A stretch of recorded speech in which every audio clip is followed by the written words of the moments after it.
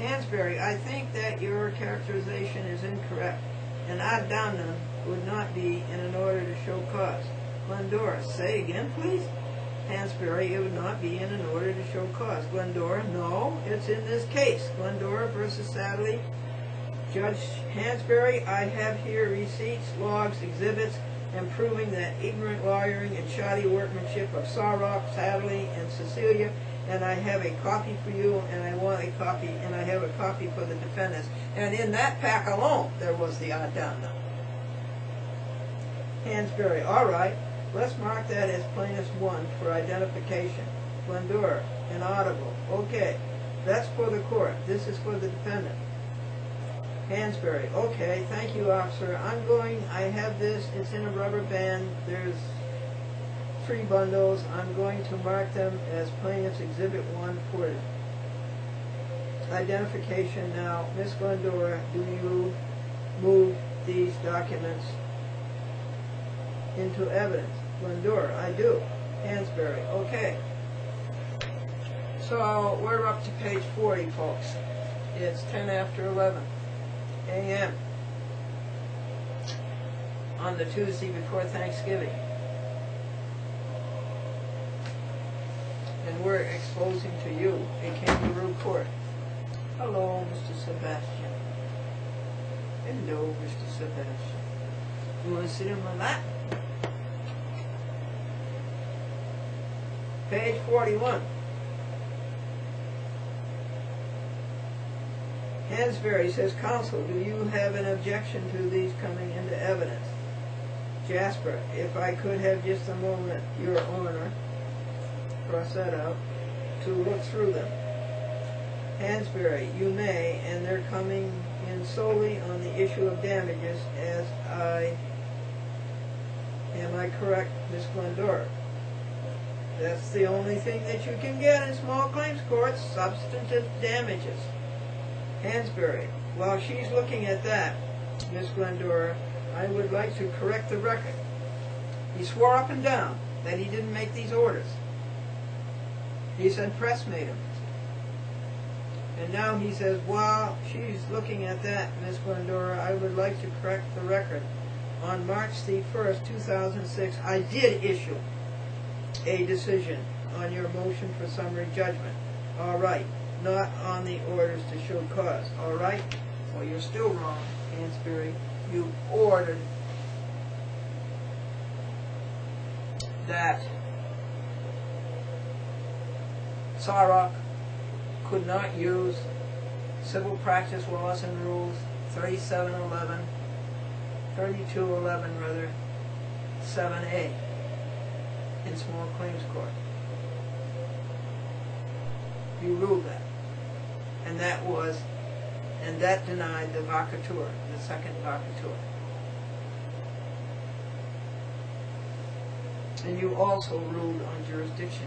And if you had done your job, your grown-up, mature, adult job, instead of this kid stuff, you would have sat down and you would have reviewed the record and you would have had knowledge of the facts and circumstances, which I have a presumptive right that you should have such knowledge.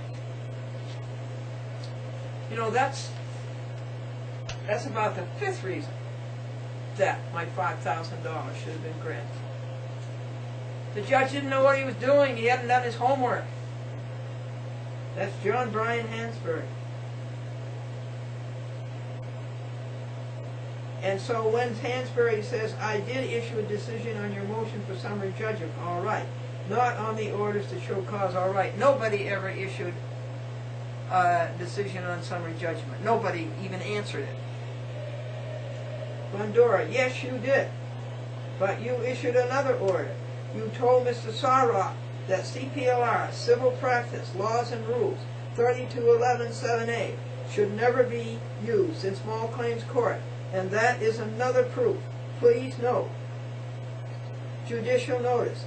That is another proof of ignorant lawyering and shoddy workmanship. Hansbury.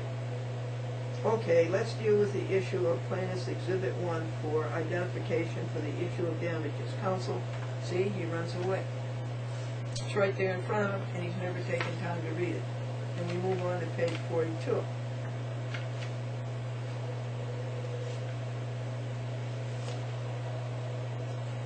These pages are affectionate, honey. They're stuck on each other.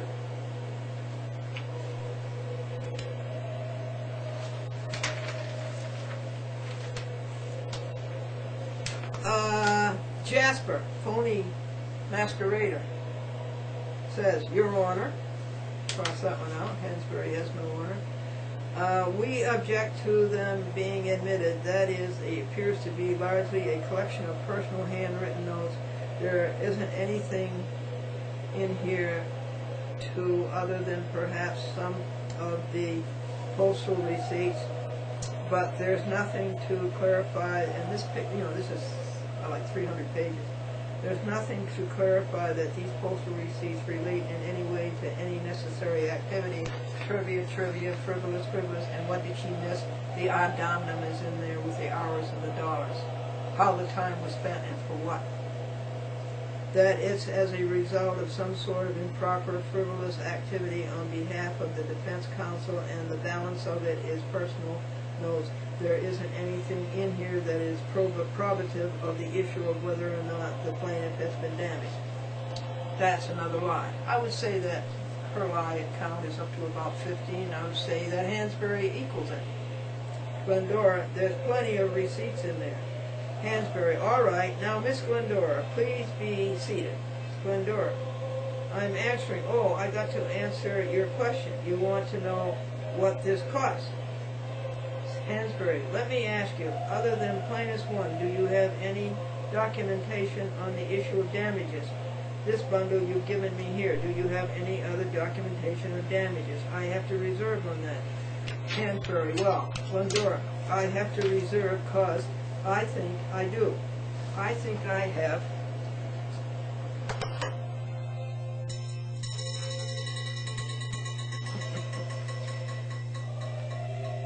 I have a docket in there, and I wanted to go through this case from top to bottom and show you where I was damaged by ignorant lawyering and shoddy workmanship, but they upset that. Instead of going through the case, chronologically, and cause effect, they just jumbled everything all up. See, that's what they do. That's what a lawyer does, a lawyer for hire, and that's what a crooked judge does. I wanted to go through it one step at a time, and Hansbury says, Plaintiff's 1 is in evidence. I'm going to take Plaintiff's 1 in evidence. Okay, now, Miss Glendora, court understands the nature of your claim. Well, it's about time if he does, and it's very late that he does, and I wonder if he really does. The court understands the nature of your claim for damages. All right, you understand, I understand why you claim you're injured by these defendants.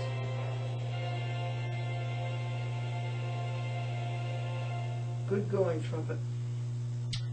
Understand why you claim you're injured in these defendants, and I understand the nature of your claim for damages. Is there anything further that you want to tell the court? Glendora, oh yes, there's a whole lot more.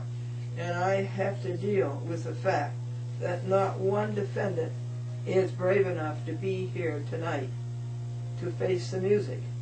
Jasper, objection. Court, sustain.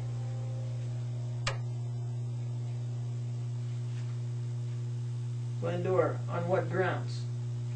Hansbury, it's got no bearing on the validity of the your case. The fact that they're not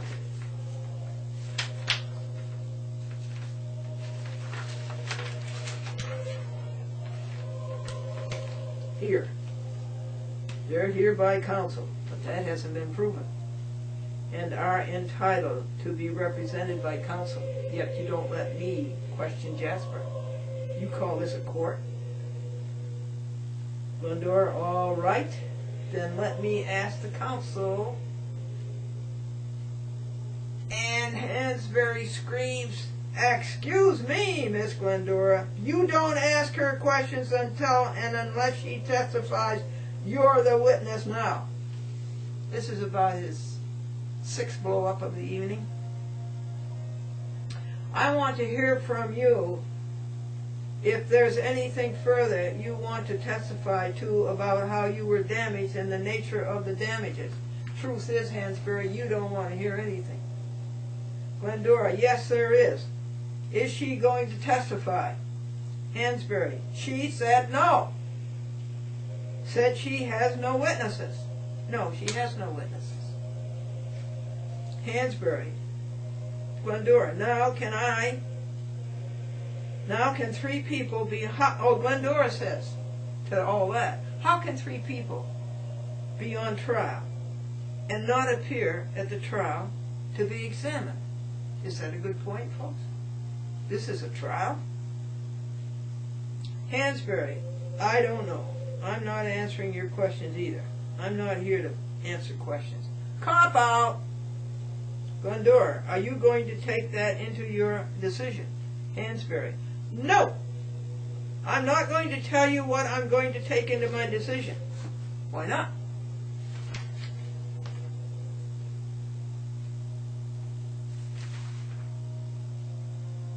The fact that someone's here by counsel,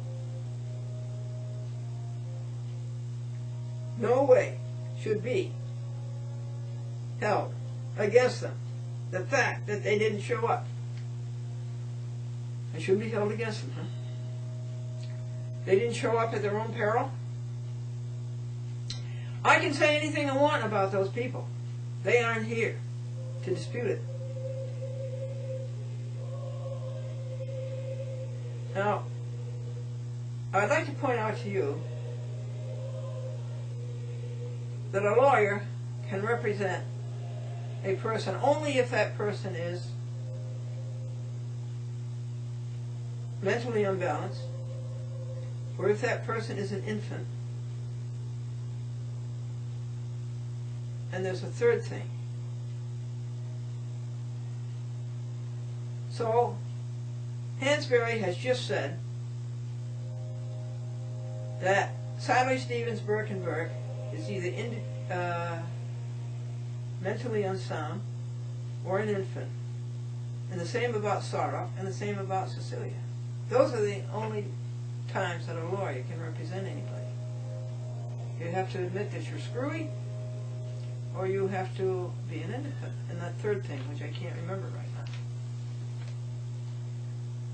Glendora says, how can I prove my case to you if I can't get answers from the defendants? Hansbury, but you have your own testimony. You have your own documentation. Miss, you're finished testifying? Glendora, no. Hansbury, you don't excuse me. Glendora, I'm going to go get, I started to go get something out of my box, and he screams, you sit down! You are a witness in this courtroom. Glendora, get the record. Hansbury, excuse me, you are a witness in this courtroom. You do not just get up and walk out. I'm not walking out. I'm in the courtroom and I'm going to get my papers, my evidence, my testimony. Glendora, you told me to go get my box. Hansbury, no, I didn't. You get your box 15 minutes ago. Glendora, no, there are things that are still in my box that I wanted to prove to you. Hansbury, did you tell me that? Glendora, well, I think I did.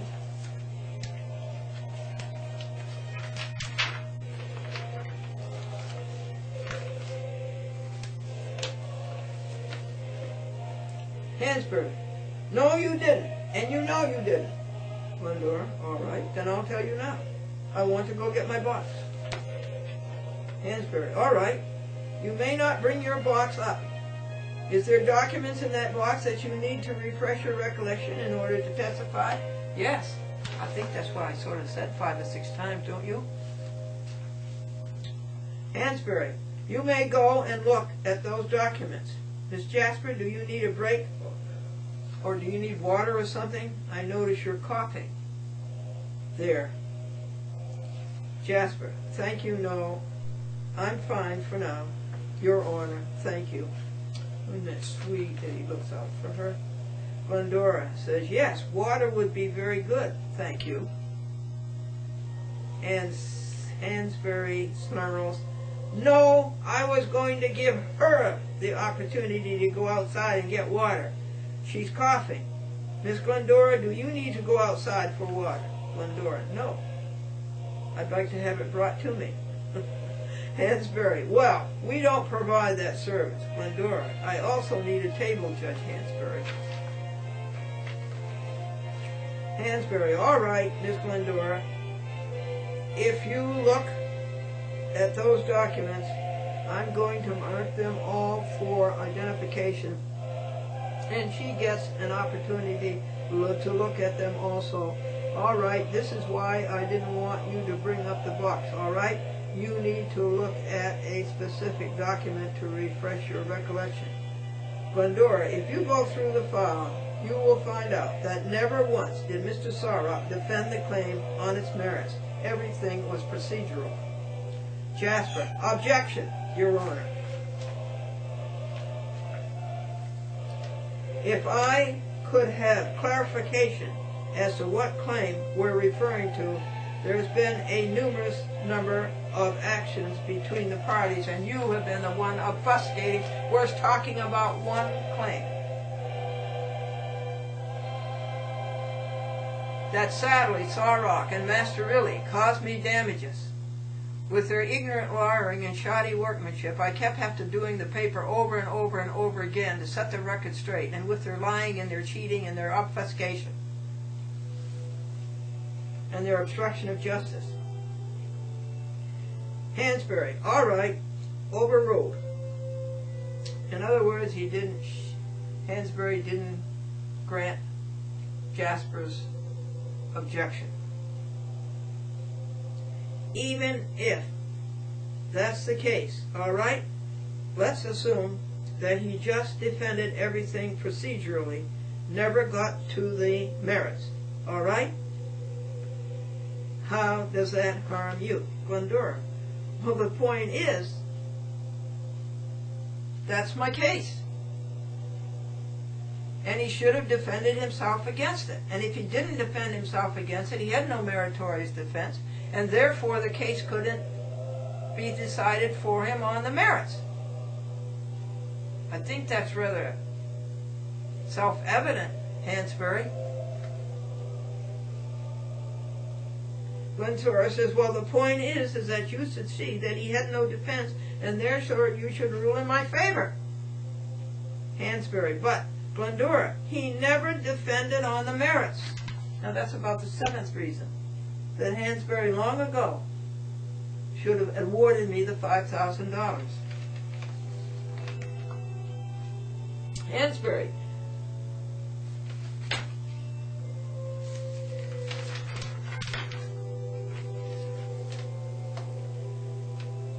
but he won. However he did it, they won and you lost. Is that a thing for a judge to say? He's talking about the appellate term? The crooked, evil, devious, profligate, abandoned, renegade, dissolute appellate term, which is as crooked as Hansbury and Jasper and Sadley and Sorrock.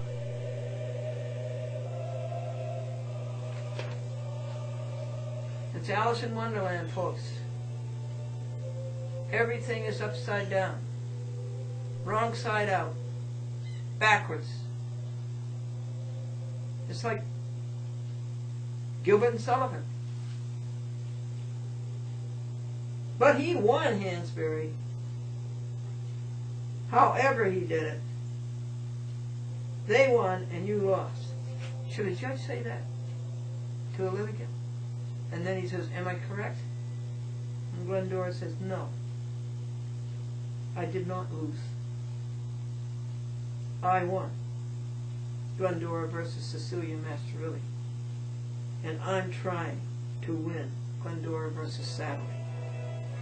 And the point, I'll say again, I'm trying to bring to you is that he had no meritorious defense.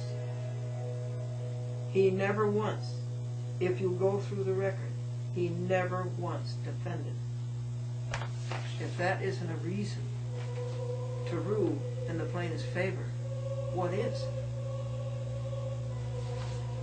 And you remember, Hansbury, that a case not dismissed on the merits can be brought again. Hansbury, if you say now that you won the case, Glendora, what case? Hansbury, Master Loney. Oh no! He's had Master Nilly and Master Loney now it is. Glendora, what case? Hansbury, Master Loney. Glendora, I have won it. Hansbury, then how can you have been damaged if you won? Glendora, I didn't have to look. I didn't have to go through all this. I sit here and I watch you call small claims cases. You, somebody, comes up, makes a complaint. You send out a summons. They come to court and you say, do you want to arbitrate? Do you want to mediate? Do you want a trial? And Hansbury says, right. And Glendora says, that's all he had to do. What did he do? He violated the small claims rights. I have small claims rights. And the point I'm getting to is that in small claims, you have a trial. You do not have all this motion practice. That went on for a year. And Hansbury was wrong to let it go on. Hansbury. See, what's different? That's different, all right. That sounds to be a civil rights claim, not a claim for damages in small claims. There he is, hopping out of the wagon. Dodging. Being a fugitive. Running away. Well, parenthetically, I do have a small claims, I do have a civil rights claim against you, Hansbury. Title 42 of the United States Code, Section 1983 and 1985 conspiracy. I do have a civil rights claim against you in federal court. You violated my due process of law. And you violated all of the constitutional requirements under which I have protections and rights. And in doing that, Hansbury, you also violated unbiased and unprejudiced. So that's my civil rights claim against you, Hansbury, for $83 million.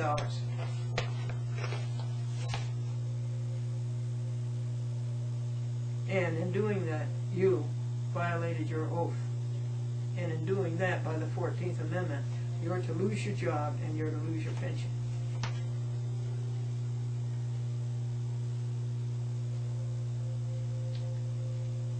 So Glendora says that I have small claims rights, and he violated that. So that's an eighth argument.